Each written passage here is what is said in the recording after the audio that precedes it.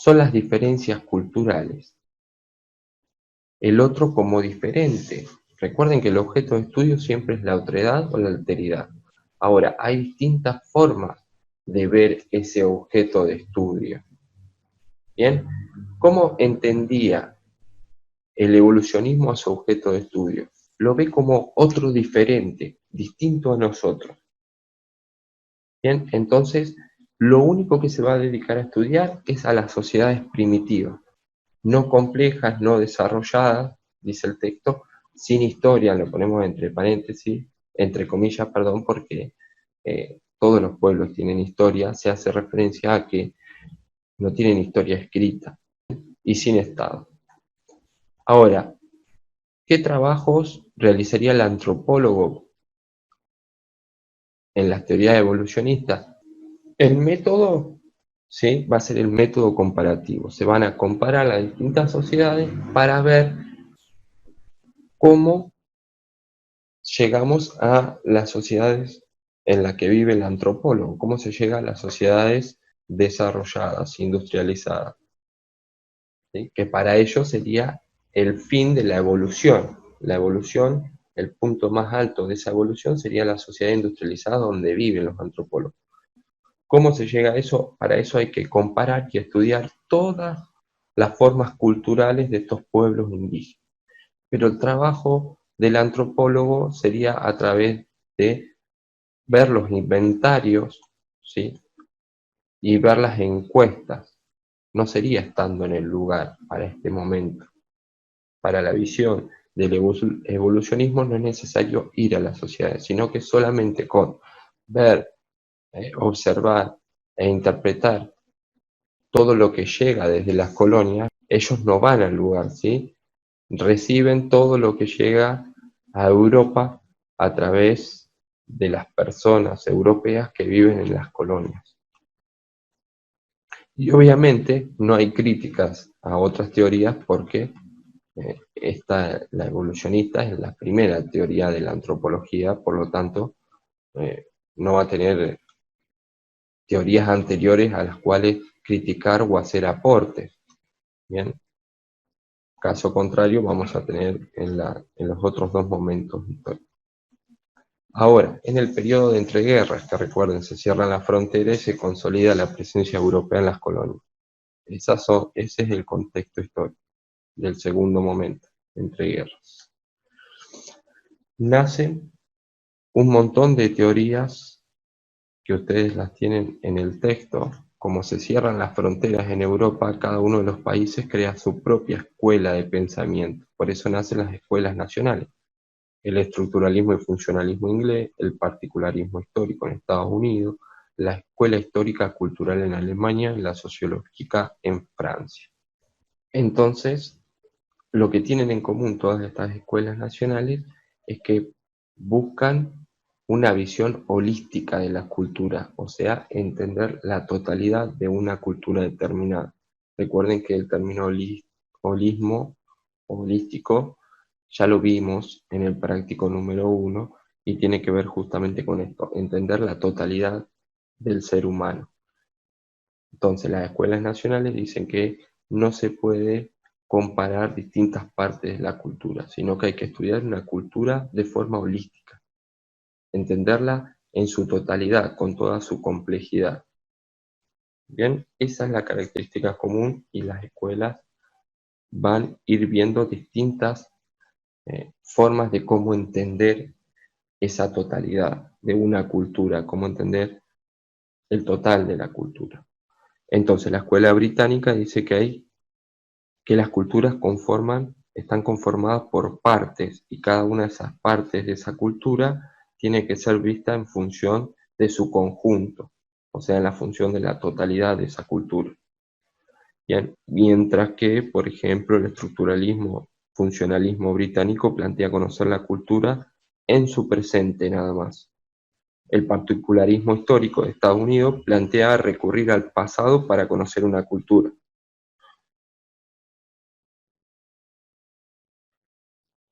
Y por otro lado se da la separación cada vez mayor de la antropología entre la cuestión social y cultural. que eso también podría estar incluido dentro de las teorías y las ideas que tienen estas teorías. El objeto de estudio, en el segundo momento, va a ser la diversidad cultural, el otro como diverso, ¿sí? Y va a continuar el estudio sobre las sociedades primitivas, pero ya no va a ser comparándolas, ¿sí? Que eso lo vamos a ver ahora, sino que se va a estudiar en su totalidad cada cultura. Bien, el trabajo del antropólogo o el método de estudio y sus técnicas. Acá nace, a partir de las distintas corrientes de las escuelas nacionales, la idea de observación participante como técnica de la antropología.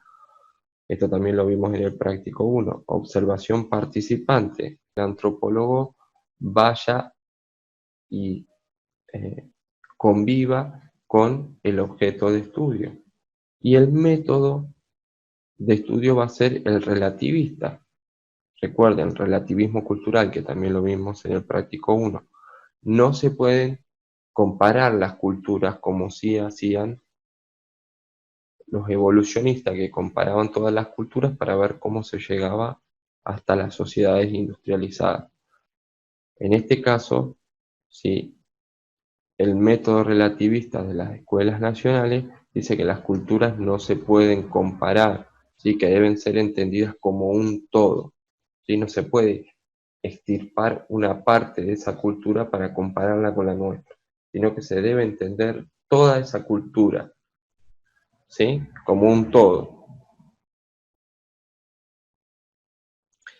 Y las críticas que hacen las distintas escuelas al evolucionismo, que sería la teoría del primer momento de la antropología, tiene que ver con las técnicas. Recuerden ustedes que el antropólogo no se dirigía hacia el objeto de estudio, no convivía con el objeto de estudio. Por lo tanto, le critica las técnicas, cómo se obtienen eh, los datos para generar su teoría o la explicación del funcionamiento de una cultura o de una parte de la cultura. Ellos la obtenían a través de inventarios y encuestas, no a partir de incorporarse a la vida del objeto de estudio. Eso es una de las primeras críticas. Y la segunda crítica tiene que ver con el método comparativo, el método de comparar las distintas culturas. Como el método que utilizan en las distintas escuelas es el relativista, que dice que las culturas no se pueden comparar y que cada una es distinta. Se le acusa a los evolucionistas de etnocéntricos. ¿Por qué? Porque comparan sus culturas a partir de tener como referencia la cultura propia. Recuerden ustedes que el etnocentrismo era comparar o ver las otras culturas en referencia con la cultura nuestra, ¿sí? Como aquí todas las culturas son entendidas eh, con la misma importancia eh, o entendidas como culturas que son iguales, no una superior a la otra, entonces a los evolucionistas de ser etnocéntricos, de tener la cultura propia como la más importante y ver en las otras culturas culturas inferiores, ¿sí? No todas culturas iguales que son distintas, sino culturas inferiores y superiores. Las teorías que surgen dentro de la tercera etapa o del tercer momento histórico son la antropología del salvaje, del estructuralismo francés, o sea que continúa igual que las dos etapas anteriores, solo estudiando a las otras culturas, digamos, no a la europea. ¿Y qué analizan? Vuelven como el evolucionismo a analizar por partes, ¿sí? Se busca estudiar, estudiar las partes de la cultura para reunir los distintos modos de vida de los pueblos primitivos. ¿Para qué? Para construir modelos teóricos que permitan comprender las distintas formas de existencia humana. ya no tienen el fin del evolucionismo de marcar una evolución de la sociedad como culturas atrasadas e iguales, sino lo que acá se busca es hacer modelos teóricos para comprender las distintas formas de vida de los distintos pueblos, de las distintas sociedades o de las distintas culturas. Y también aparece el marxismo. También va a aparecer el marxismo que va a implicar una nueva modificación en las prácticas antropológicas. ¿Por qué? Porque el marxismo va a buscar la explicación de las desigualdades, no solo en las culturas conquistadas o colonizadas, sino las desigualdades en todas las sociedades.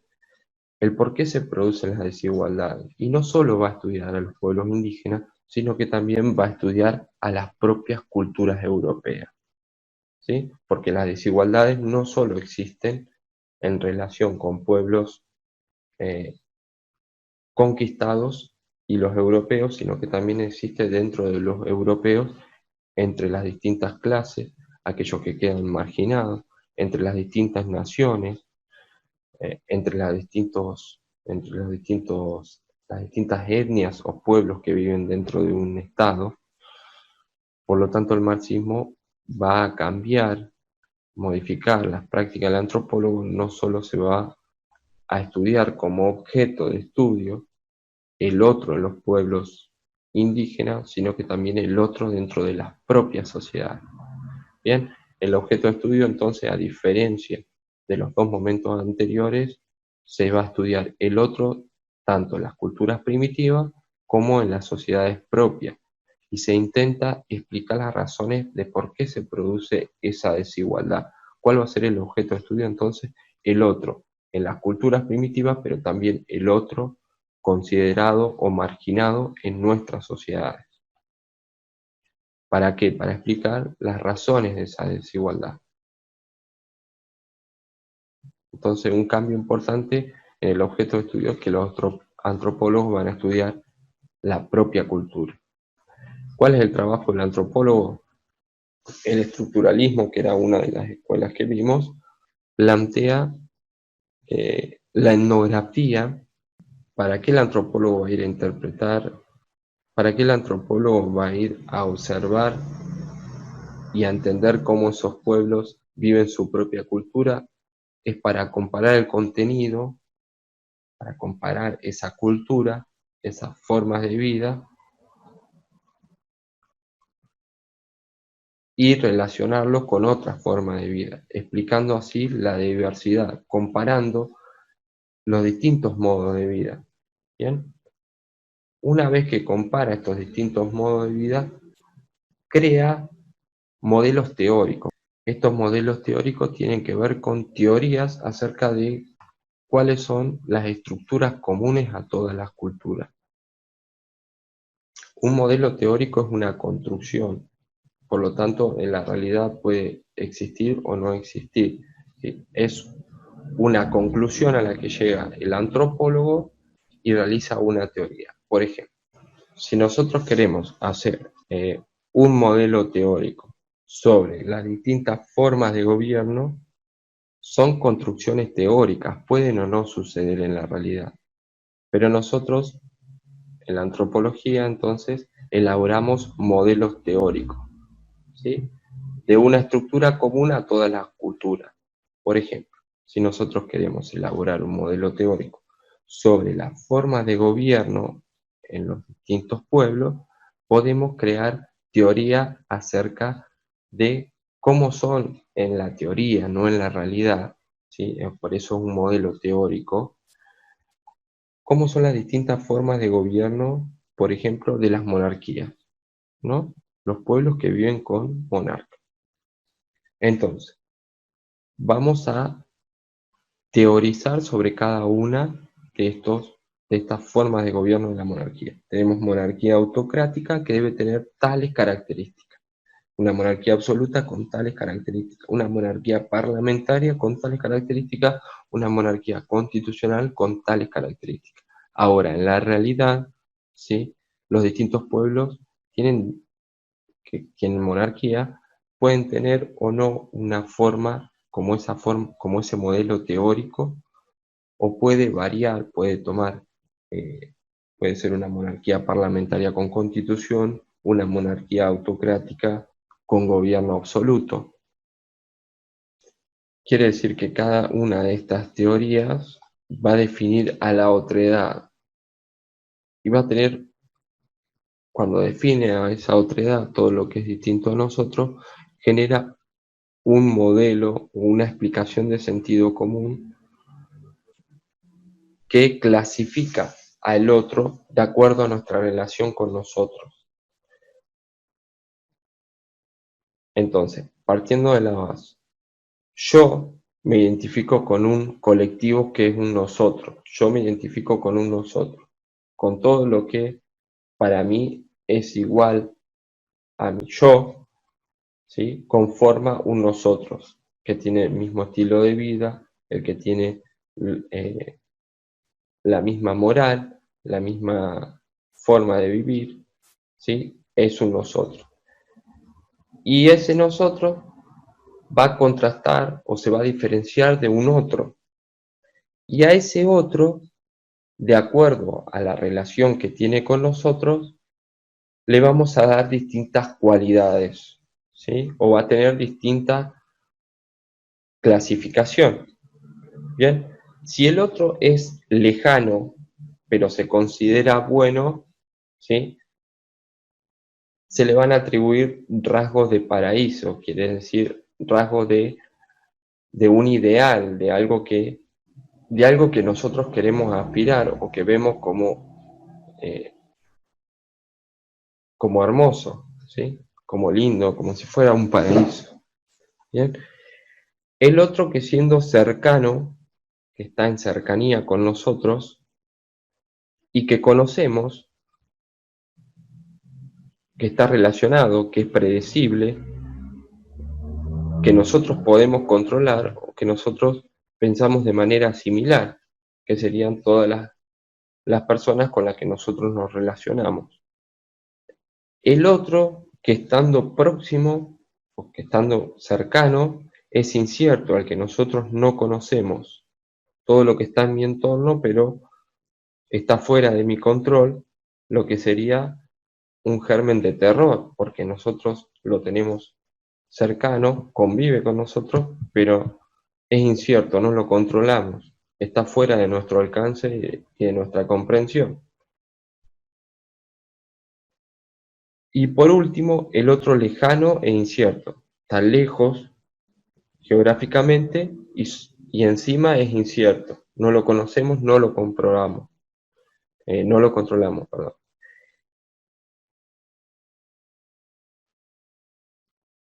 Sobre esta última categoría es la que va a trabajar el antropólogo, entonces, para intentar borrar esa incertidumbre y transformar lo exótico, lo que nosotros desconocemos, en algo conocido.